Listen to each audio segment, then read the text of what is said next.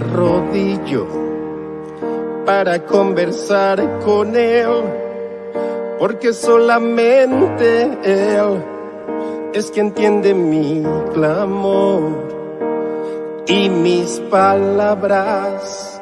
Tal vez no sean tan bonitas, pero siento sus caricias y Él me oye con amor. Entre los... Vamos a entrar a un tema que vamos a encontrar en el manual que hemos estado enseñando. Hemos trabajado con dos manuales. Hemos dividido nuestras enseñanzas, nuestra capacitación, nuestra formación de liderazgo y lo llamamos discipulado, pero realmente es un liderazgo. Han sido conferencias sobre el liderazgo cristiano. Y en la página, el capítulo 9, en la página 91 de ese manual, encontramos un título que llama Seguimiento. Es importantísimo revisarlo y mirarlo como parte final de este curso. Entonces, hemos trabajado con dos manuales. El primer manual con el que trabajamos en la primera etapa se llama La Gran Comisión, el plan maestro de la salvación. Un plan que diseñó el Señor, que ha sido realmente algo supremamente grande para quienes lo hemos podido entender. Ahí está todo prácticamente. Pero en esta última etapa, que ha sido corta, es solamente el manejo de la parte administrativa. Tenemos un equipo de personas profesionales, tenemos personas que tienen capacidad y experiencia administrativa, tienen este servidor, es un ingeniero industrial y especializado en finanzas en Estados Unidos, especializado, bueno, la finanza no tiene mucho que ver con esto. Depende, pero no hemos tratado nada, pero sí soy un administrador de empresas. He sido una persona que me preparé. Nunca pensé que el Señor me tenía para esto en este último tiempo, pero me preparé para poder servir de la mejor manera. Soy el diseñador de la Refani Colombia, que fueron aprobadas en el 2005. Un grupo de personas la presentó como propuesta. El día que se propuso en asamblea en el 2005, que se propuso, que fue mi despedida, a la vez mi mayor logro, en las pantallas gigantes se mostraron todos mis diagramas. Yo ya venía trabajando con este proyecto 5 años atrás, en forma totalmente definitiva. Creamos en todos los distritos, yo no estuve en todos los distritos, pero mi equipo de trabajo que estaba en la ciudad de Cali viajó a diferentes distritos. Recuerdo que hubo una reunión oficial en Pereira donde estuvieron todos los pastores, los líderes de evangelismo y los pastores que dirigían este proyecto, y estuvieron los oficiales.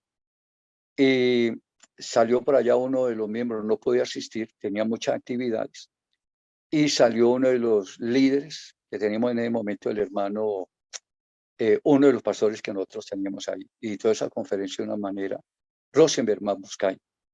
Luego él viajó al Cauca. Yo personalmente estuve editando, antes del 2005, estuve editando las conferencias en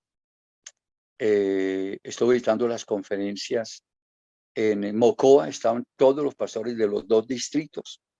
A nivel nacional distribuí en el año 2001, 2, 3, en el 2003, distribuí 700 libros del libro Evangelizando con el Método de Dios. Diagramas, manejos. De ese libro salieron estos 2 manuales. El manual de ese libro, que contenía todo, la parte teológica y la parte práctica. Más adelante, el libro lo amplío y la parte teológica lo manejamos con la Gran Comisión, el plan maestro de la salvación, y la parte técnica, la parte administrativa, la aplicación, hacerla funcionar, lo teórico, que es la parte doctrinal, convertirla en algo práctico. Ahí está todo. Lógicamente que en un curso por internet, 2 horas semanales, durante 4 meses no vamos a poder terminar todo. Pero sí me he tomado el tiempo de seleccionar los mejores temas o los temas más importantes. Y el resto es complementario. Y el resto uno espera. Uno espera que una persona que realmente está interesada en prepararse para servir al Señor, no solamente escuche, lea, se instruya. Eso fue lo que yo hice desde un comienzo. Yo nunca perdí que yo recuerde nunca en todos los años que duré como pastor en Colombia, ni en Estados Unidos, perdí la oportunidad de estar en una enseñanza. Tuve maestros extraordinarios.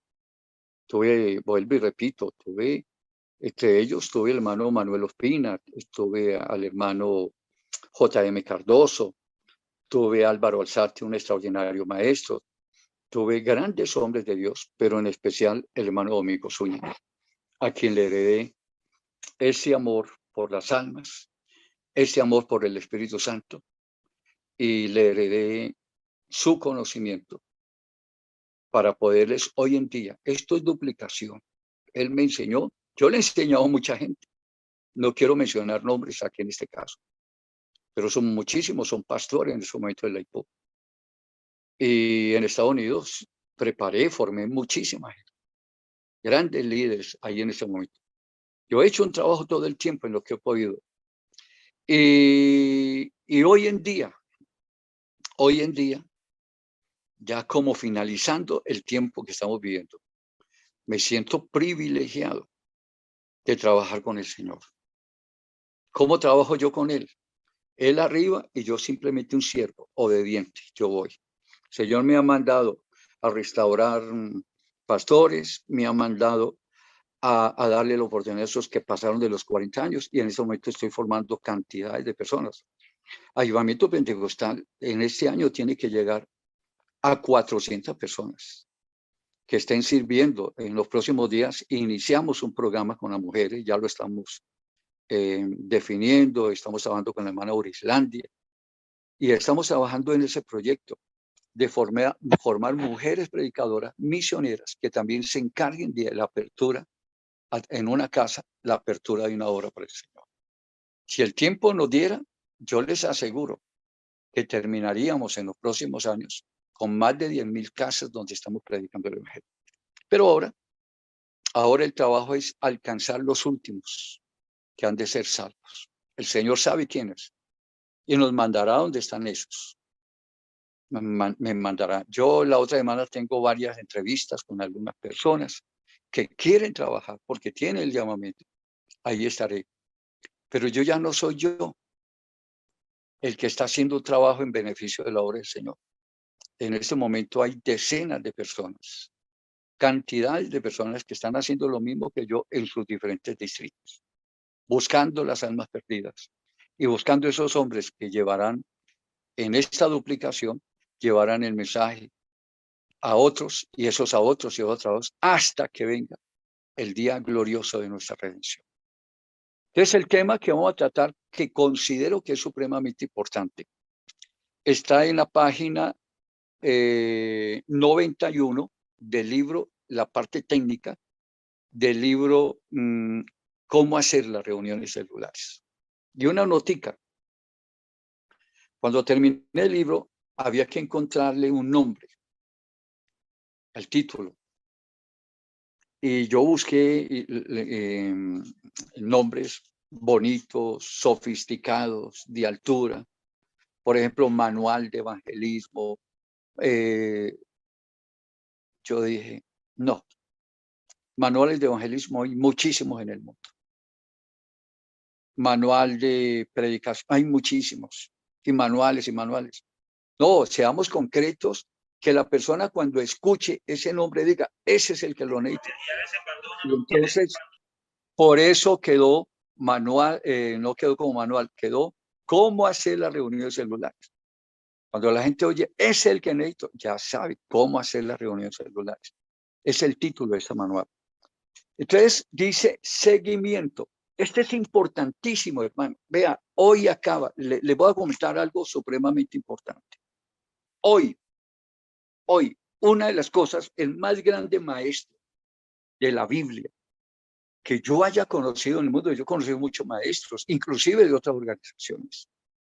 Pero así como el hermano Cardoso y el hermano Zúñiga fueron los más grandes predicadores, Cardoso como predicador, el más grande predicador, a él se le llamó, fue invitado a una convención mundial del pentecostalismo, si no estoy mal, en la India, que fueron seleccionados los mejores predicadores que había en el mundo, fueron citados por ese evento lo hizo la UPC, que es la Iglesia Pentecostal de los Estados Unidos, que en este momento ellos están en 119 países y 5 o 6 donde no han podido establecer una organización legal, pero tienen predicadores predicando. Ellos, decía el hermano David Bernard, que es el presidente internacional de la UPC, todas estas naciones, que en esos países tienen predicadores arriesgando sus vidas, entran, predican y ¿sabe cómo los bautizan? Los sacan a las fronteras y pasando la frontera lo están bautizando y luego regresan. Esa es la manera que están predicando. Pero la noticia que acabo de recibir hace un mes, más o menos, es que en ese momento en todos los países del mundo hay un pentecostal predicando en ese idioma, enseñando en ese idioma la gran noticia del evangelio. Entonces, en este momento dice, y será predicado este evangelio del reino en todo el mundo. Quiero decirles que en este momento la IPU, en este momento, tiene cerca de 40 pastores predicando en todo el mundo. Y otras organizaciones se han extendido por todo el mundo. Pentecostalismo es todos los que predicamos el Espíritu Santo. Hay gente que se ha retirado del pentecostalismo. Pentecostalismo sin Espíritu Santo no es pentecostalismo. Pero todavía tenemos pentecostales predicando en todo el mundo. Y aquí en Colombia, que una organización más predique el evangelio, no es de sobra. Aquí estamos predicando sobre un gran avivamiento que se está presentando en ese momento. Apenas está iniciando. Estaremos en los primeros días del mes de enero, entra un grupo de pastores a hacer un ayuno de 10 días.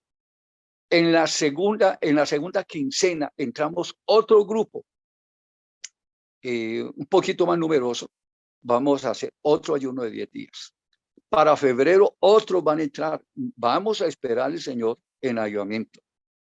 Y el que no sienta, simplemente no participe en nuestros programas y esté ahí. Y si tiene una iglesia, manéjela, llévela por el camino del Señor. Pero nunca se olvide que Joel, que profetizó sobre el Espíritu Santo antes de decir, y será derramado el Espíritu Santo sobre toda carne, y vuestros hijos y vuestras hijas, vuestros siervos, vuestros ancianos. Todo lo que la Biblia dice de ese pentecostalismo, antes de decirlo, antes de declararlo, antes de que esto se hiciera real, les voy a comentar qué dijo él. Antes de que dijera, y será derramado el Espíritu Santo sobre toda carne, voy a conectar el celular para que se me cargue, que se me va descargando. Dijo, buscad a Dios con ayuno, lloro y lamento. Ayuno, lloro y lamento. El verdadero avivamiento comienza con eso, para que lo tengan. El Señor les habló a los discípulos sobre ser llenos del Espíritu Santo. En el momento en que les dijo que debían ir por todo el mundo y predicar el evangelio a toda criatura. Lucas lo dijo de la siguiente manera. No se vayan, les dijo el Señor. Después de darle la orden, no se vayan de Jerusalén. Les advirtió, lo hizo notorio, lo resaltó. No se vayan, una orden. No se vayan de Jerusalén hasta que no sean investidos del poder del Espíritu Santo. Gran comisión, sin el Espíritu Santo no vale. Ese no es el verdadero evangelio. Y fuera de eso, Lucas en el capítulo 1, cuando ya escribe la historia de ese gran avivamiento después de Pentecostés, él lo vuelve y lo reafirma, comenzando en el primer capítulo, versículo 8, que fue lo que sucedió el día de Pentecostés. Dice, y recibiréis poder. Predicar el evangelio sin poder. Predicar palabras bonitas que entretengan. Mire, el poder se necesita en la palabra, que usted predique y la gente entra en el arrepentimiento, porque es que su palabra es una punta de lanza que penetra el alma, pero si solamente la gente escucha palabras, no hay conversión. Acuerde que el Espíritu Santo es el que convence al mundo de pecado. Te puede hablar muy bonito y ser un poeta y tener las mejores expresiones de este mundo y ser un catedrático con las mejores enseñanzas, pero si esa palabra no tiene poder, no vale nada. Cuando fui a vosotros, dijo Pablo, no fui con excelencia de palabras humanas. Fui con demostraciones de poder, con señales. Eso es el verdadero evangelio. Entonces, una de las cosas que es bueno tenerla en cuenta ya para la parte ya final en las enseñanzas. Estoy mencionando todo esto porque debemos recordarlas, siempre recordarlas, todo el tiempo recordarlas. Un pastor ayunó 3 días sin tomar agua. No lo voy a mencionar en ese momento, después lo mencionaré. 3 días sin tomar ni agua. Y hizo una extraordinaria liberación. Y se tiró a una campaña donde han sucedido cosas extraordinarias. Aquí con el Espíritu Santo podemos todo. Y tendremos la protección de él y el respaldo para lo que tengamos que hacer. Entonces, uno de los puntos que hay que tener en cuenta se encuentra en el capítulo 91, capítulo 9, página 91, y se llama seguimiento.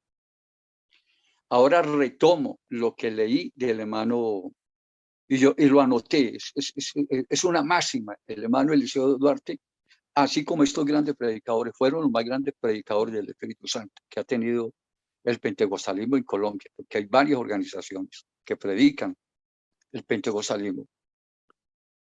El hermano Eliseo es el más grande maestro,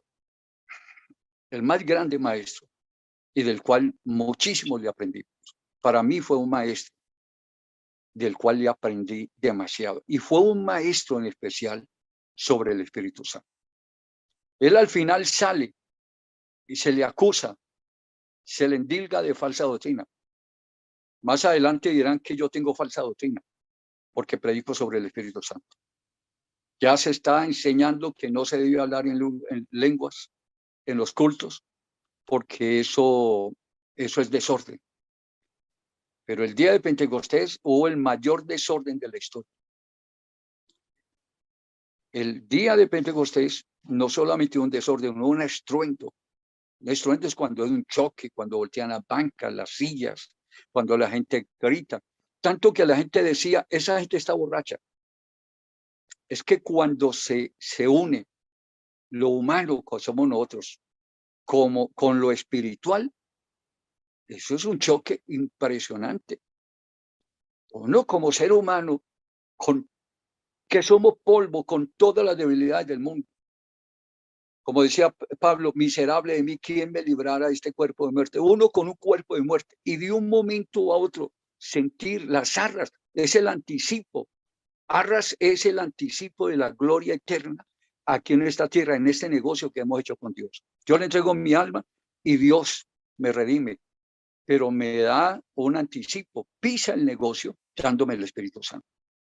Entonces, la gente tiene que gritar, se tira al suelo. Yo vi gente danzando de rodillas. ¿Cómo brinca una persona o salta una persona de rodillas? No sé, porque no hay flexibilidad en las rodillas. Yo lo vi saltando, gritando, corriendo, hablando.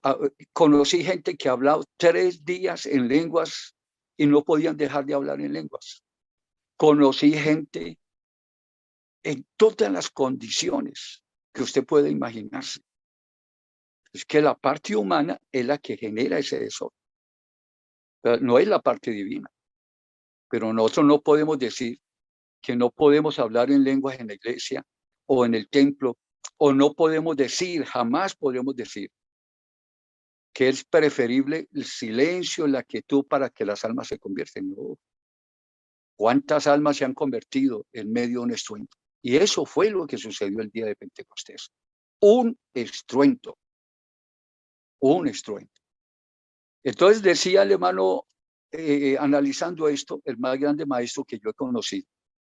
Y habían cosas que yo no estaba de acuerdo con él, porque es que nadie es perfecto. ¿Quién ha dicho? Alguien me decía hoy precisamente, hermano, es que hay cosas en el avivamiento pentecostal, hay cosas aquí que como que no me agradan, yo estoy buscando algo perfecto.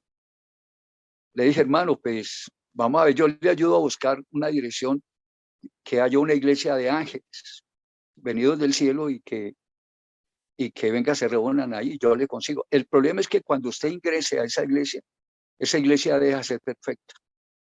Usted la imperfecciona. Y es una persona llena de imperfecciones.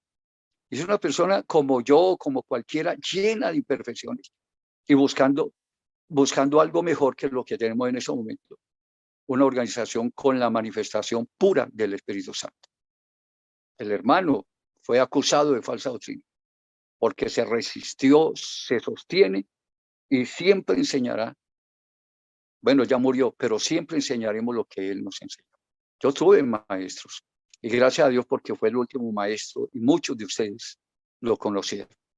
Él dijo lo siguiente: tan importante, aquí lo tengo, tan importante es salvar las almas como mantenerlas. ¿Qué me gano yo ganar almas si por la puerta de entrada me ingresa gente y por la puerta de atrás se me van? Él decía, tan importante es ganar almas como conservarlas.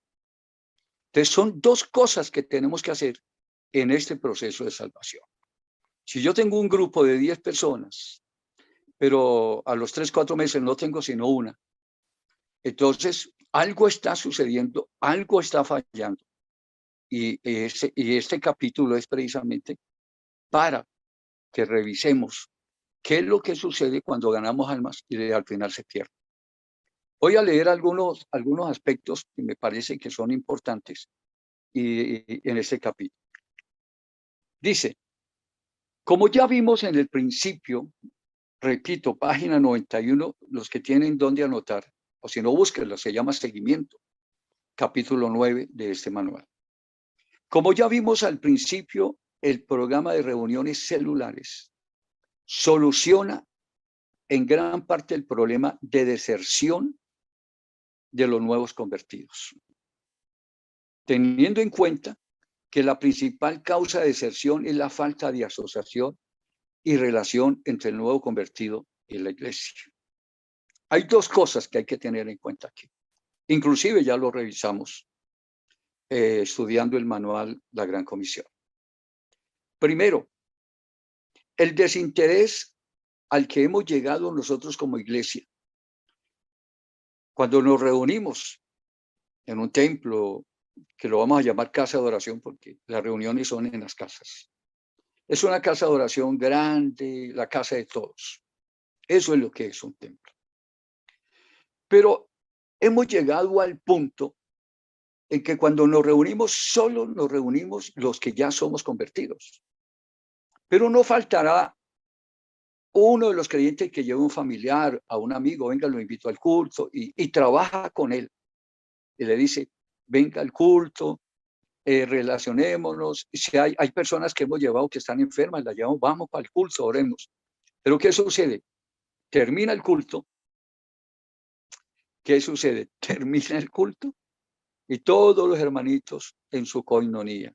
Abrazos que vienen, abrazos que van, y se encuentran los hermanos, hermano Dios lo bendiga, y la manito aquí, y cómo le fue esta semana. Y entonces empiezan a formar dentro de ellos una asociación.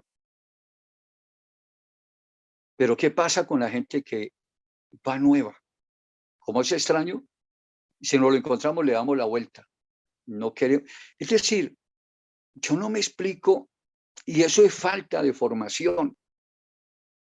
Eso es falta de una conciencia, eso es falta de conocer realmente el verdadero sentido del propósito de Dios. Para eso está la Gran Comisión. Hombre, termina el culto y la iglesia debe ser entrenada y yo tuve iglesias muy grandes. Aquí en Bogotá tuve una iglesia, recibí una iglesia pequeña. Algunos me están oyendo. Y construí, muy pequeña, y construí un templo para 400 personas. Y en menos de 2 años ya estaba llena, totalmente llena. Y abrí 5 obras, como me llenó, abrí 5 iglesias. De ahí salieron gran parte de los pastores. 5 iglesias se abrieron. Y unos se fueron para un lado, el otro, y me quedó vacía. Y al año estaba otra vez llena. Pero no porque, ahí fue porque Dios me la llenó. Resultó gente de todas partes. Cuando uno está trabajando con el Espíritu Santo, a usted le llega gente de toda parte y no sabe cómo. Acuérdense que cuando Pablo llegó a la ciudad de Tiatira, eso en Asia, el Espíritu Santo llegó primero que él. El Espíritu Santo vio que él apenas estaba viajando, pero antes de que él llegara, fue y se le adelantó y le tocó el corazón a Lidia, se lo abrió, se lo despertó, se lo dejó listico. Eso es lo que hace el Espíritu Santo. Cuando él llegó ya estaba preparado. Le habló y ahí mismo. Eso es lo que hace el Espíritu Santo en avivamiento. Pero acuérdense, hay que pagar un precio. Yo hoy le decía a una persona, uno predica y predica, pasen los años y nadie se convierte. Trabaje con el Espíritu Santo. Bueno, trabaje con el Espíritu Santo, estoy hablando en el sentido que Él sea el Señor, el que maneje su obra. Es que esta es su obra. Trabaje con Él significa que usted sea un trabajador, un colaborador del que Él le hace todo. Felipe, cuando iba el etíope en su carroza, Dios le preparó el etíope y luego fue que se llevó a Felipe y lo sentó con él. Es más, lo venía tan preparado que estaba leyendo la Biblia. Cuando Felipe, deje que Dios le busque a la gente, haga la gente. Usted no sabe la cantidad de gente que han aparecido, que estoy sorprendido. Les aseguro, estamos comenzando un nuevo chat con 100 nuevas personas. 100 nuevas personas están ingresando. ¿Y qué está pasando? Dios, el Señor es el dueño de la obra. Él lo que necesita es servidores, obreros, colaboradores, dice la Biblia que somos colaboradores. En esto de predicar el Evangelio se necesita mucho que sea realmente Dios el que maneje su obra. Volviendo, y les encuentro, volviendo, hay 2 errores que se cometen. Primero, no enseñar a la iglesia. Yo en el caso mío, ¿qué hacía? Yo a la iglesia le enseñaba. Primero, saludemos la gente inconversa que nos visita. Primero, atendamos. Y yo tenía un equipo, era los que están en el curso de la iglesia del Toberín, las Orquídeas, allá al norte de la ciudad, lo saben, que ahí se hacía una señorita extraordinaria que Dios nos dio, una jovencita. Se sentaba con su libreta y toda persona que entraba se le tomaba los datos. Salíamos a evangelizar, para nosotros era más importante tener una agenda que inclusive ir a predicar. ¿Cuántas veces predica uno y la gente quiere oír? Y no, creemos que nuestro trabajo es predicar, pero no discipular. Para discipular yo tengo que tener los datos de esa persona, dónde vivir, por lo menos su teléfono. Entonces termina el culto y toda esa gente invitada es ignorada, abandonada. Y nosotros nos refugiamos entre los creyentes como si fuera un club social. Claro, la iglesia se convierte en un club social. La iglesia debe ser el receptáculo de todas aquellas personas que vienen al Señor y que tenemos que atenderlas. Es más, tenemos que hacer las discípulos. Eso no se puede hacer. Y a eso se refería el hermano Eliseo Duarte. Tan importante es ganar las almas como conservarlas. Ahí lo anoté hoy, y está muy bonito, es una tarjetica hermosísima, y abajo Eliseo Duarte. Entonces, en ese sentido, tenemos que tener en cuenta ese punto. Y en segundo lugar, otra de las cuestiones de deserción, ¿por qué la gente deserta? La gente inconversa llega, se siente, inclusive se sienten incómodos.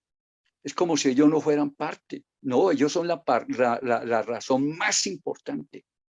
Si en un culto le llega a uno, yo cuántas veces, pastores, yo tenía un tema ya listo para predicar y veía que entraban 3, 4, 5 personas nuevas. Cambiaba el texto. Para mí es importante la iglesia y es importante enseñarle. Entonces, a veces yo le enseñaba a la iglesia y terminaba los últimos 15 minutos con un mensaje evangélico. Yo hacía las dos cosas. Entonces, son ideas que le estoy dando. Y otra razón de la deserción es cuando usted bautiza y amontona. Usted bautiza y amontona. Cuando lo correcto es bautizar y discipular. Usted coge a una persona, la bautiza e inmediatamente comienza. No la mande a madurarse que 3 años, 4 años, porque se pudre. Esa gente se pudre, se cae y vuelve al mundo de donde salió. O esa gente se le va a ir tarde o temprano, se le va a ir a buscar. Tiene un llamamiento. El llamamiento es algo desesperante. Es algo que no se puede controlar. Es una angustia, es una ansiedad de día y de noche. Hay gente que clama por las almas y dice, dame almas o me muero. Hay gente en un estado de ansiedad 24 horas. Yo he conocido ese tipo de personas. El hermano Domingo Zúñiga era uno de esos. En un estado de ansiedad por las almas. Pero si a mí no me tienen en cuenta en una iglesia, yo me voy, me largo y busco una iglesia donde nunca lo hice porque no tuve necesidad. Yo mismo me ponía los cargos. Un día no fue el viejito que manejaba la portería de la iglesia. Yo volteé y la portería sola y me levanté, jovencito, 18 años más o menos. Como no me tenían en cuenta en la iglesia, me fui, me hice en la portería. Empezar a atender a la gente, bienvenido. Y a los que más atendía yo eran yo no sé, de 18 años yo tenía claro eso. Las almas son importantes, pero a los hermanos y las almas con mayor expresión. Y un día llegó un jovencito y se hizo una puerta. Mi pastor tocaba con la organeta, él tocaba, un acordeón, tocaba con el acordeón y él estaba ahí y él dice que estaba bailando al son de la música, pero yo me le acerqué a ese joven, le hablé, le dije unas pocas palabras. Él se asustó y se fue, porque no sabía, él pensaba que yo era otro curioso que estaba parado en la puerta. Y él se fue y a los pocos días regresó y entró un sábado, escuchó la palabra. No me vio porque yo no era el portero oficial de la iglesia, pero entró. Yo le dije, bienvenido, esta es su casa, entre por favor y no entró en el momento. Se sintió como que cuestionado, que él dice que estaba, yo no lo vi bailando, pero él dice que estaba bailando al son de la música. Como uno de muchacho comete errores y todas las cuestiones, en forma de burla, en forma de lo que sea. Él se fue y regresó. Ya cuando él se convirtió al Señor me dijo, hermano, lo que usted me dijo no se me salió de mi mente. Comía y con eso en la cabeza, dormía, joven, bienvenido, entre. Se acostaba a medianoche, a todo instante, no aguanté y me vine. Claro, yo era un joven que me encerraba hasta 15 días de oración y ayuno. Entonces, por eso cuando yo les digo, quieren tener éxito en su ministerio, quieren caminar al lado del Señor, háganle, busque al Señor.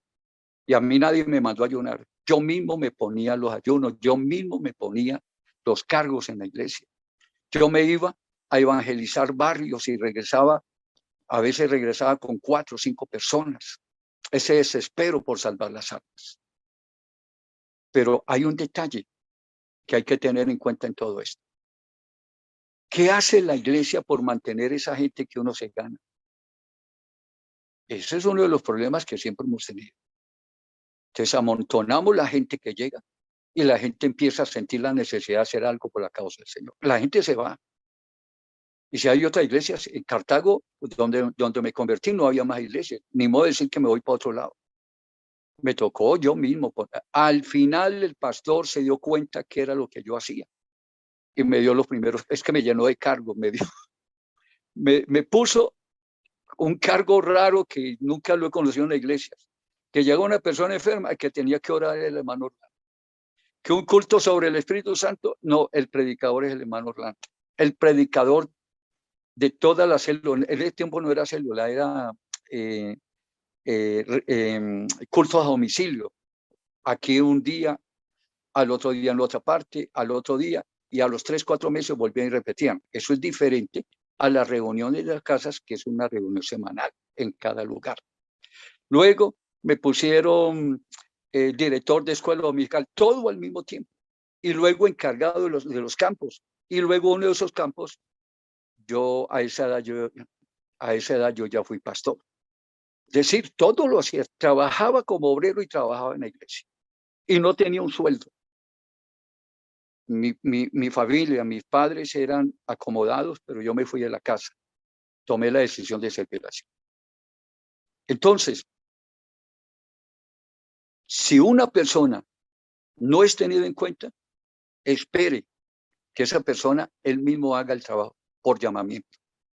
Pero si esa persona no tiene la audacia que tuve yo a los 18 años de hacer las cosas que a mí no me tenían en cuenta, entonces esa persona se va a morir, se va a ir. Muchísimos de esos jóvenes que yo conocí y que fueron bautizados en el tiempo, en poco tiempo ya no estaban en la iglesia, por falta de ocupación, por falta de trabajo. Si una persona no se le tiene en cuenta, siente que no es útil. ¿Qué es lo primero que uno siente cuando uno no es útil? Que uno no sirve para nada. Entonces uno tiende a irse. Cuando lo correcto es toda persona que llegue, no la amontone. Comience a enseñar todo lo que tiene que ver con lo que ha aprendido en este curso. Forme discípulos y después de formarlos, ¿qué hay que hacer? Usted lo sabe ya. Envíelos a hacer lo mismo con otros para que formen a otros y luego los envíen y así sucesivamente. Ese es el trabajo. 2 cosas suceden para la pérdida de la gente que se convierte. Primero, que desatención. Somos desatentos. Muy rara iglesia atiende primero a las personas que llegan. Yo conozco iglesias trinitarias, perdónenme, yo saco esto a la luz. Las iglesias trinitarias saben más, aunque no tienen el Espíritu Santo. Es decir, hablando en lenguas. Saben más que muchos de nosotros. ¿Sabe qué hacen las iglesias trinitarias? Por eso son tan llenas, inmensas. Termina el culto y a toda la gente nueva la pasan a un salón. Les dan refrigerios, les dan regalos, Nuevos Testamentos, tienen una charla de bienvenida, toman los datos y empiezan a visitarlos. ¿Cuándo usted ha visto en todas las iglesias donde usted ha pertenecido que todo esto se haga? No, es entre nosotros que nos reunimos. Por eso hay iglesias que tienen 2,000, 3,000, 4,000, 5,000. Aquí en Bogotá las hay. Pero es que ellos saben más que nosotros de esto, de la Gran Comisión. Ahora sigo con un punto que me parece supremamente importante que lo tengan en cuenta. Un ejemplo claro, esto es hermosísimo lo que les voy a leer. Un ejemplo muy claro acerca del seguimiento. La palabra seguimiento es el título del capítulo que estamos estudiando. Un ejemplo muy claro acerca del seguimiento es el que nos enseña Pablo y Bernabé. Mire, 2,000 años atrás ellos sabían más que nosotros. Y eso que nosotros teníamos la Biblia, ellos no tenían la Biblia. Ellos tenían era el Espíritu Santo que les iba enseñando y guiando. Y enseñando qué era lo que tenía que hacer. Mire lo que hacía Pablo y Bernabé, mucha atención. En el siguiente texto bíblico, y anoten lo que es uno de los más grandes textos que usted puede encontrar en el Nuevo Testamento para ustedes que son ganadores de almas. Dice, y después de anunciar el evangelio a aquella ciudad y hacer muchos discípulos, volvieron, ahí está resaltado en negrilla, volvieron a Listra, Iconio y Antioquía. Y dice la palabra, confirmando los ánimos de los discípulos, exhortándolos a que permanecieran, palabra clave, palabra clave. Me hubiera encantado este capítulo haberlo enseñado en varios lunes de enseñanza. Dice, exhortándolos a que permanecieran. Lo que decía el hermano Eliseo, tan importante es ganar las almas como mantenerlas. Confirmando los ánimos de los discípulos y exhortándolos a que permanecieran en la fe. Se lo voy a explicar. Yo manejo los contextos, he estudiado todo el texto en general. ¿Qué era lo que hacía Pablo y Bernabé? Pablo y Bernabé en el capítulo anterior fueron escogidos por el Espíritu Santo, capítulo 13, estoy leyendo el 14, donde lo que acabo de leer. En el capítulo 13,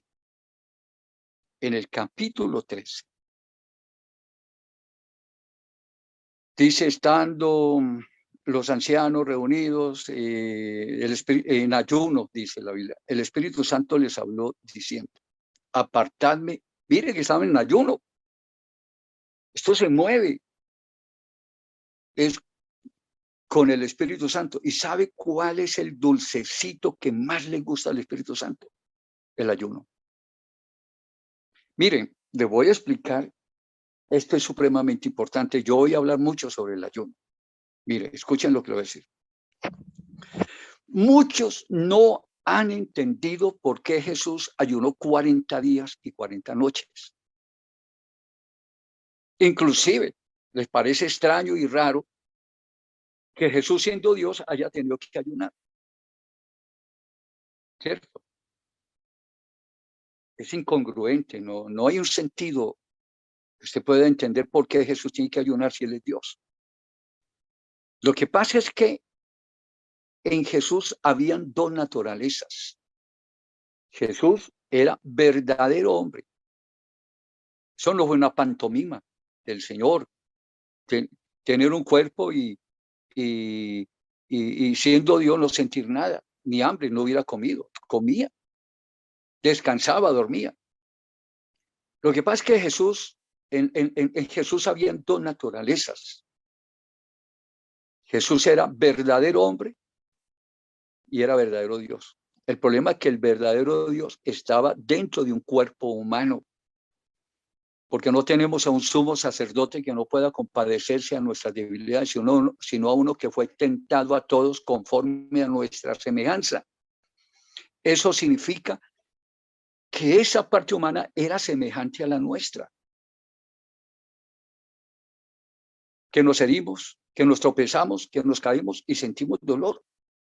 Estamos llenos de ramificaciones de nuestro sistema nervioso y yo me hago un punzón o me quemo un dedo con la estufa o con una plancha y en segundos esas ramificaciones mandan un mensaje al cerebro y el cerebro explota y tengo que decir ay y gritar.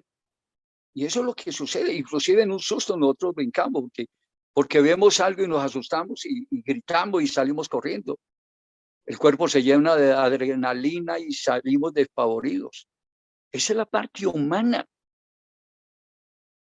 Algunos creen que Jesús en la cruz no sintió, hubiera sido la peor payasada de la historia y Dios no lo hizo. Él sintió realmente los clavos. Cuando Jesús vio a Jerusalén en la condición en que estaba, lloró en el Monte de los Olivos. Cuando vio la muerte de Lázaro, lloró frente a su tumba. Tenía los mismos sentimientos y emociones que tenemos nosotros, pero sin pecado. Acuérdense de eso. Jesús era verdadero hombre, pero también era verdadero Dios. Entonces, ¿por qué ayunó Jesús? Él ayunó no como Dios, ayunó como verdadero hombre. Tenía que colocar su carne tenía que ponerla muy por debajo, de tal manera que el espíritu, su espíritu, estuviera siempre actuando. Cuando salió a predicar, claro, echó fuera demonios, hizo de todo, pero su carne siempre la mantuvo. Yo enseñé hace 8 días que hay una lucha entre la carne y nuestro espíritu. El Espíritu de Jesús era Dios, pero nosotros tenemos un espíritu que tuvimos el día de nuestra creación y sopló el soplo del Omnipotente llegó a nuestras narices y nos convertimos en almas vivientes. Nuestro espíritu unido a nuestra carne es lo que conforma el alma. Por eso lo que nos vamos de este mundo a encontrarnos con el Señor es el alma, no es el espíritu ni el cuerpo. Son las dos cosas unidas. Ok. Jesús ayunó. Cuando nosotros ayunamos, ¿qué es lo que sucede? Cogemos la carne que siempre está mandando, es una generala de nuestra vida, impulsados, arrastrados por todos por todas sus inclinaciones, pasiones desordenadas, inclinaciones por las cosas hacia el mundo, manejados por doquier por todo lo que nosotros como humanos somos. Cuando decimos humano estamos refiriendo a nuestra carne. Pero cuando colocamos la carne en régimen, no le damos almuerzo al mediodía, uno a la 1 o 2 de la tarde siente la angustia, pero la carne baja, el espíritu sube y se encuentra con el Espíritu Santo y forman una poderosa unión, una poderosa alianza, que es la que nosotros manejamos cuando estamos predicando este evangelio. Permanezcamos siempre en esa condición. Cuando sintamos que la carne se nos está subiendo un poquito, volvamos a ayunar. Por estos hombres todo el tiempo ayunaban. Eso estaban haciendo los ancianos en Antioquía. Estaban ayunando. No tenían bandejas llenas de comida. Como hoy en día los líderes se sientan a comer y a discurrir y a pensar qué es lo que van a hacer. No, hágalo de rodillas y verá cómo Dios maneja su iglesia. Es Él el que la maneja. Entonces le dijo, apartarme a Bernabé y a Saulo, o a Saulo a Bernabé para la obra a los que los envió, los mandó como misioneros. Entonces, ¿qué hacían ellos? Entraban en una ciudad, ¿cierto? Y ganaban muchos discípulos y establecían ancianos ahí. Luego se iban para otra ciudad y entonces, porque ellos misioneros no podían, eran apóstoles, era un apostolado lo que ellos tenían, abrir obra y establecer pastores, es el verdadero apostolado. Luego se iban para otra y hacían lo mismo, establecían, y luego para otra, y luego para otra. Pero mire lo que dice ese texto que muy poco se mira, del capítulo 14, que en la medida que ellos avanzaban, se devolvían. Ellos creaban obra aquí y no avanzaban a abrir otra. Ellos avanzaban hasta 2 o 3 obras, pero luego se devolvían a la una, luego a la otra y luego a la otra. Y dice, a confirmar a los creyentes, a decirles que permanecieran en la fe, a instarles, a insistirles que lo que habían recibido no lo abandonaran. ¿Qué hacemos nosotros? Bautizamos 3, 4, 5, 10 y los amontonamos y nos olvidamos de ellos. Nos vamos a buscar otros 5, 10 y los bautizamos y los amontonamos y nos olvidamos de ellos. Y ni siquiera tenemos claro que esa gente va saliendo, entran por la puerta principal, por la puerta delantera y van saliendo por la puerta de atrás. No, señor, ese no es el orden. El verdadero discipulado es no abandonar a esa gente. Si yo como apóstol, como predicador, como evangelista, como pastor, como usted lo quiera, voy y abro una obra y pongo un pastor y dejo un grupo de creyentes y luego me voy a abrir la otra y luego la otra y la otra y ni siquiera me doy cuenta qué está sucediendo en esas obras que me costó tanto trabajo ganar esas almas. No, señor, vuelvo y lo leo y lo van a entender mucho más. Hechos capítulo 14, versículo 20 a 22. Anote lo que esto es importantísimo, por favor. Este es un secreto que hasta ahora lo estamos revelando. El secreto que llama seguimiento. Dice. Y después, dice el texto, de anunciar el evangelio a aquella ciudad, en la última que ellos predicaron, y hacer muchos discípulos en la última. Y ya venían de visitar muchas ciudades. Dice, y después de anunciar el evangelio a aquella ciudad donde ellos estaban y hacer muchos discípulos, volvieron, dice ahí textualmente, en el manual lo va a encontrar con negrillas, volvieron a esas ciudades donde ya habían estado, volvieron a Listra, Iconio, y de donde salieron, Antioquía. Habían estado en la cuarta, y de la cuarta se volvieron, vuelve, repito, a Listra, Iconio y Antioquía. ¿Para qué volvieron? Cuando tenían mucha gente más por ganar y muchas ciudades por demás. Lo que decía el hermano Eliseo. Lo mismo de importante, tan importante es ganar las almas como conservarlas. Ellos regresaron porque estaban pendientes de que ellos no se desviaran, de que no hubiera llegado un lobo rapaz, que no hubiera entrado una nueva doctrina, que el pastor se hubiera muerto. Ellos no tenían internet para saber qué estaba pasando. Ellos tenían que regresar por sí mismos. Yo hoy en día, yo llamo al uno, al otro, me cuentan. Pues yo no tenían internet. El único internet que ellos tenían era devolverse. O un teléfono. Pastor, ¿cómo está? ¿Cómo le está yendo? ¿Qué? No, señor. Tenían que devolverse. Hoy hay mucha más facilidad de hacer un segmento. Ellos se devolvieron y dice, volvieron a Listra, Iconio y Antioquía, confirmando los ánimos de los discípulos, exhortándolos a que permanecieran a fe. Hechos 14, 29. Fijémonos una vez más en el texto, volvieron. Es decir, no se olvidaron. Qué hermoso esto. A Listra, para confirmar los ánimos de los discípulos. Nótese que mientras iban a otros lugares para ser nuevos discípulos, regresaban a donde ya habían estado estableciendo discípulos. Y regresaban para confirmar la fe de ellos. Volver y confirmar es sencillamente seguimiento. Y seguimiento es una clave que hoy la están recibiendo ustedes. Menos mal que este mensaje, esta enseñanza está quedando grabada. Y con esto, eso es supremamente importante. Y vuelvo y les digo, yo fui pastor de iglesia grande, no porque me las entregaran, pero ¿qué hacía yo? Yo no perdía a la gente que yo ganaba. Siempre en entrada tenía una persona tomando datos de toda la gente nueva que llegaba. Solamente para tomar los datos, no, yo los llamaba, los visitaba, teníamos un equipo que se devolvía, hablaba con ellos y los traían al siguiente culto hasta que se convertían. ¿Y qué hacía yo con la gente que convertía? Hacer los discípulos. Los ponía a enseñar a otros y a cuidar a otros. Eso es lo que tiene que hacer cada creyente. Mire, un alma que Dios nos dé.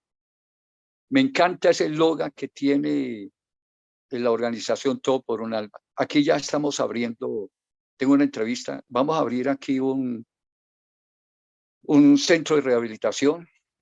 Se van a manejar recursos del gobierno, se van a manejar muchísimas cosas que no tienen los demás centros. Estas personas son personas demasiado ordenadas, guiadas por Dios, y tienen muchísimo comprensión por este tipo de obra social. Tengo una entrevista con la que posiblemente va a ser la líder de la parte operacional. La parte doctrinal la vamos a manejar otros, van a haber empleados, cosas de ese tipo. Me parece supremamente importante que nosotros, como predicadores, entremos a buscar esas almas que se llaman desechables, mujeres desechables, hombres desechables, atrapados por el vicio, esclavos por el vicio. Entonces, seguimiento es eso. Buscar ese tipo de personas, que en este caso que les estoy comentando, son personas que salieron de su mundo, pero están abandonadas, no saben qué hacer, son personas que tienen esa experiencia.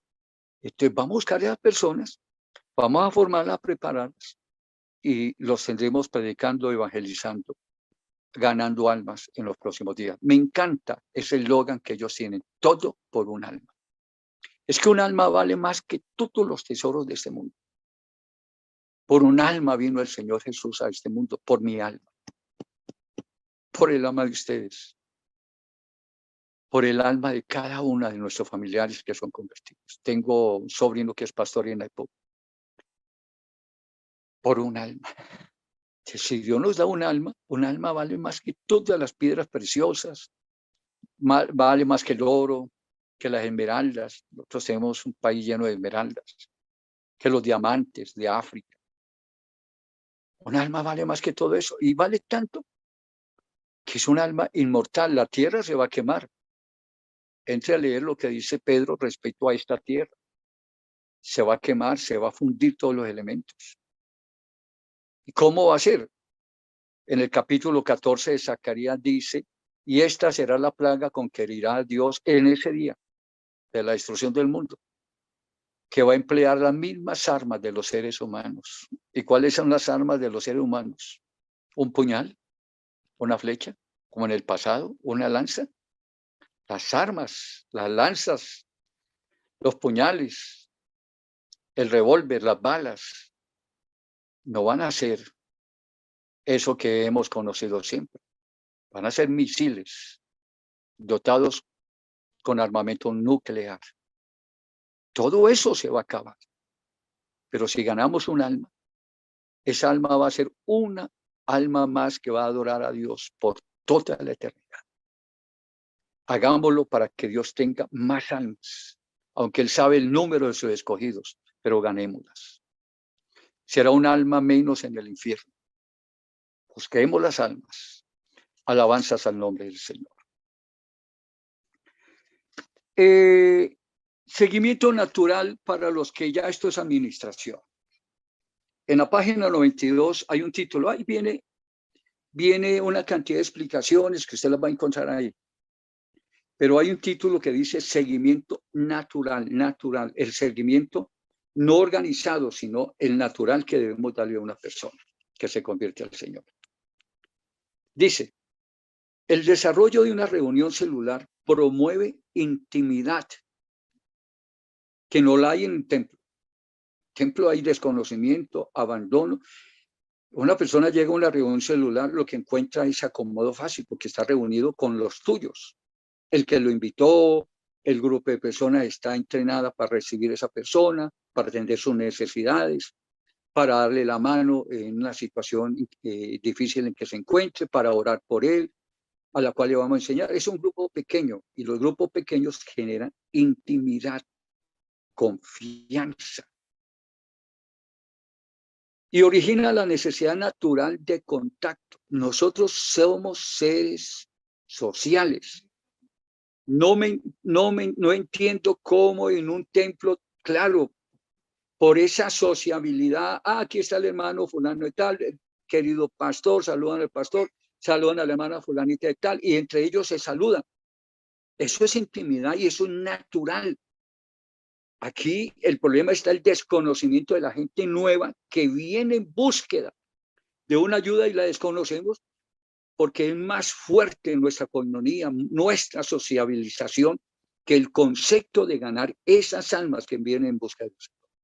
Que imagínense cómo puede sentirse Dios frente a esta circunstancia, esa necesidad de esas almas y frente a un grupo indolente, quieto, pasivo y solamente atendiendo entre ellos. Todo eso son irregularidades en el trabajo con las almas y en el manejo del crecimiento de la iglesia. Si alguien falta a una reunión celular, se produce un gran vacío. En un grupo grande nadie sabe quién va, quién llegó, quién hizo falta. En un grupo pequeño se nota más cuando uno de ellos falta. Y hace falta. ¿Qué es lo que uno hace? Llamarlo, buscarlo, visitarlo. Lo extrañamos en el culto. En la iglesia la gente va y eso no sucede. Y les voy a contar qué hacía yo, hermanos. En la iglesia de Alfonso Barberena, cuando ya nuestra asistencia pasó de 80 a 600, 700, 800, que era contabilizado. Cada culto nosotros teníamos una oficina para manejar todo ese concepto y tenía 3 copastores. Y yo sé que algunos de los que está escuchando esta conferencia fue parte de ese avivamiento. Y fue un avivamiento con milagros, sanidades, muchas liberaciones se hicieron allá. Yo trabajo, es de mano del Espíritu Santo. Yo no trabajo si el Espíritu Santo no es conmigo. Yo no trabajo. Yo ya sé que tengo que arrodillarme, arrepentirme, buscar quitar qué es lo que me está impidiendo, bajar mi carne, encontrarme con el Espíritu Santo.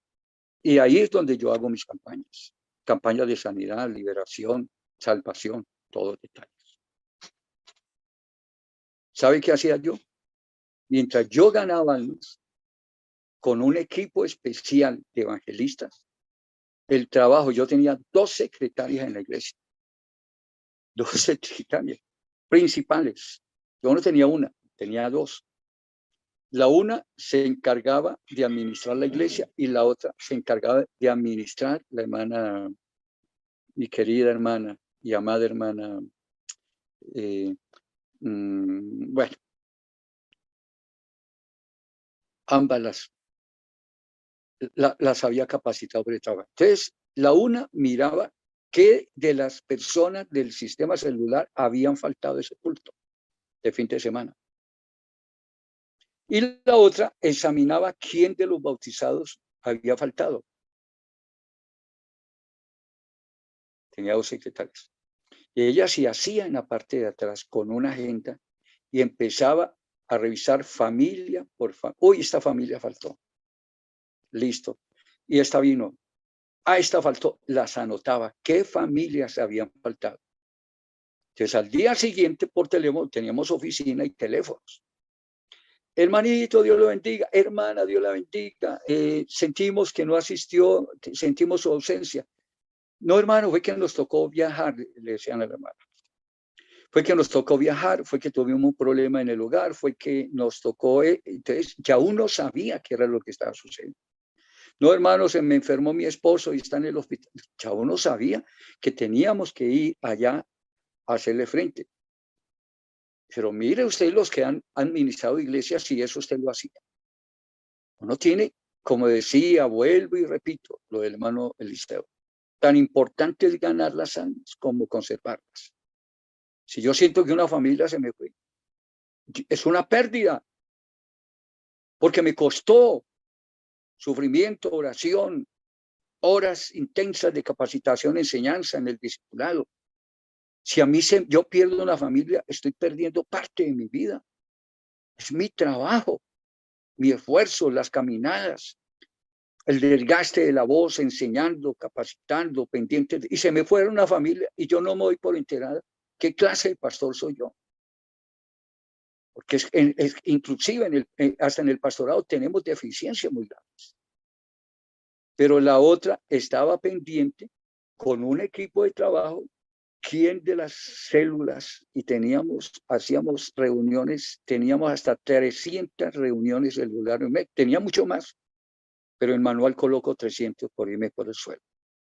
Teníamos 100 líderes predicando en las reuniones celulares. Entonces serían 100 celulares semanales. Pero no, estamos pendientes, esta célula faltó y el día lunes nos reuníamos. Esto es parte del entrenamiento. Cuando hay un grupo de 6, 7 células, reuniones, se nombra un supervisor. Él no tiene células. Es un líder dentro de la iglesia. El primer supervisor de reuniones celulares debe ser el pastor. Cuando un pastor, en uno de los capítulos finales de la Gran Comisión, el libro, el manual de la Gran Comisión, dice, cuando un pastor no se involucra, la iglesia, es que el pastor es el ejemplo. Si yo mando a ayunar a la iglesia, yo no ayuno, a la próxima nadie va. El pastor debe ser el ejemplo, el prototipo que hace las cosas. Si yo le digo a la iglesia, hermanos, salgan a evangelizar, pero yo no salgo, yo ya estoy trastornando una iglesia con mi mal ejemplo. Inclusive puedo ser un abusivo. exigiéndole a otros lo que yo no estoy haciendo para ellos. Yo tengo que ser un ejemplo. El primer supervisor de un grupo de 6, 7 células, si hay 6, 7 células, al principio es 1, 2, 3, pero ya un supervisor se hace cargo máximo de 12 reuniones celulares, es decir, 12 líderes. Ese supervisor se reúne, terminada la escuela dominical, se reúne con ellos a recibir los informes por escrito. Son informes escritos. ¿Cómo son? Ahí está el modelo. Aquí se trata de que yo doy la orientación. Este es un curso a distancia. Esta es una carrera a distancia. Yo les doy la orientación, pero ahí están los manuales, hay que estudiarlos. Quiere crecer y prosperar y desarrollar un gran ministerio, porque tiene compromiso con Dios. Ahí están los manuales. Quiere solamente manejarlo con lo poco le puedo enseñar a través de estos 4 meses, estas sesiones los lunes. Ya eso es cuestión. La palabra clave que hemos venido manejando se llama compromiso. Esto es cuestión de compromiso. ¿Qué compromiso tengo conmigo mismo? O comencemos. ¿Qué compromiso tengo yo con Dios? Conmigo mismo. Y con el trabajo que yo estoy haciendo, que son las almas. Ahí están. ¿Cómo se elabora? Cójalo ahí. Hágalo en una imprenta donde sacan copia y todas las cuestiones, elabore ese documento y hágalo. Ahí coloca cuántos asistieron, quién hizo la reunión, qué temas enseñaron, cuántas personas asistieron, quiénes son. Ahí está el formato. Solamente toca hacerlo imprimir, tomarle una copia y mandarlo a imprimir. Más o menos de eso se trata. Un supervisor tiene máximo 12, pero el supervisor es el que está pendiente de la duplicación. Si esa célula pasa de 7, 8 y la gente ya no cabe, entonces se divide. Entonces es donde el asistente y el líder toman la dirección de las 2 nuevas obras, porque ya el cupo se llenó. Lo repito, cuando una reunión celular llena, no necesita llegar a 12, llena la sala, hay que dividirlo. Y así sucesivamente. El supervisor se reúne con cada líder, todos los líderes, y recibe ese informe semanal. Y nosotros, el pastor y todo el equipo de trabajo se reúne el lunes o el martes. Yo generalmente lo he hecho el lunes, a revisar célula por célula, cuáles están creciendo, qué no están creciendo. Yo mantengo muy pendiente de cómo están los distritos, qué distrito está creciendo, qué no está creciendo. Eso, ¿sabe cómo se llama eso? Seguimiento, es el tema que nosotros estamos revisando. Seguimiento. Usted deja que las cosas se organicen y ese seguimiento es un sistema administrativo en cualquier empresa. Curiosamente, Pablo lo tenía y Bernabé. Ellos se devolvían, seguimiento, estar pendiente de que todo esté funcionando bien. Vamos a considerar que de pronto abrieron más células, entonces se nombra los mejores líderes pasan a ser supervisores y entonces ellos empiezan a abrir nuevas células y se van formando 2 supervisores, luego 3, luego 4. Yo me reunía con bastantes supervisores los lunes, con bastantes supervisores. Y la iglesia creciendo. Usted simplemente haga el seguimiento, mire que las cosas estén haciendo bien hechas. Revise que las cosas que usted diseñó dentro de su presupuesto, dentro de su proyecto, dentro del plan, dentro de sus objetivos, se estén cumpliendo. Si una célula no está funcionando, si una célula permanece siempre igual, el supervisor tiene que ir y ayudar. Entonces se une con el líder y el asistente y el supervisor no tiene células. Lo dejo claro. Supervisor es un líder que no tiene células. Sus células son las 12 células que manejan sus 12 líderes con sus 12 auxiliares. Él no tiene. En ese análisis, eso es seguimiento, en ese análisis que se hace semanal de cada reunión celular, usted examina si esa célula está creciendo, si es una célula cancerígena, es decir, en lugar de crecer, la gente se va retirando. Inmediatamente el supervisor tiene que ir, el supervisor debe ser entrenado y yo nunca tuve que ir a mí. Yo los entrené de tal manera que ellos tenían que ir a revisar qué estaba sucediendo. Podía ser que no tenían interés y el líder quería meterle el evangelio a la fuerza y eso no es así. La Biblia dice, el Señor enseña qué hay que hacer con una célula que no se encuentra. El Señor lo dijo. Cuando entre en la casa, tocar, si no recibiere. ¿Por qué tengo yo que echarle las perlas a los cerdos, a metérselas a la fuerza a personas que no quieren? ¿Entendido? Si hay una célula que no se está multiplicando, entramos a revisar por qué. Puede ser el manejo del líder, la administración del líder, puede ser incompetencia del líder. Entonces, el líder necesita ser formado.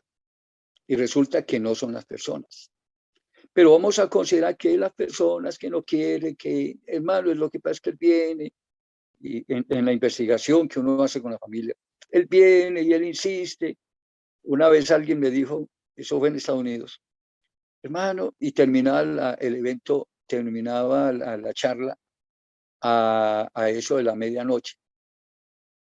Y ellos empezaron a bostezar, como mostrarle al hermanito que ya era hora de irse. Y él insistiendo en que se convirtiera. Una célula no haga eso. No utilice los baños sin pedir permiso. No se meta en la cocina a servir café. Pida un café o pida un vaso de agua. Usted es un invitado en esa casa. Los amos, los dueños de esa casa. Son ellos. Nosotros somos los invitados. A veces una célula falla hasta por imprudencia nuestra, porque no sabemos realmente actuar frente a estas personas. Una célula falla porque si es una hora, 15 minutos de adoración, alabanza y 45 minutos de enseñanza, una hora, no pase de una hora. Si la persona le dice, hermano, quédese un ratico más, que el tema está muy bueno, es diferente. Como cuando Pablo predicó hasta medianoche y le cayó tico y se le mató. Estaba enseñando y era ya la madrugada y se le cayó un muchacho que le quedó dormido. No sea que se le mate uno por ahí o se le quede dormido. Hágalo en la medida que la persona, usted vea que quiera una reunión. Hay gente que desde que convierte y empiezan a hacerle reunión son felices y ellos no quieren que usted se vaya. Pero usted también tiene que llegar temprano a la casa. Sea medido, sea prudente. Una hora es suficiente.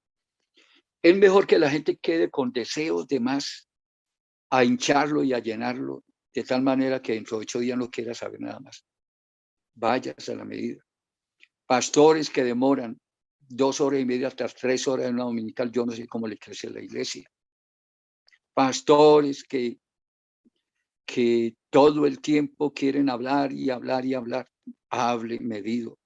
La mente humana solo tiene capacidad de recibir una información por 45 minutos. Pregúntele, consúltele a un neurolingüístico y eso se lo va a decir.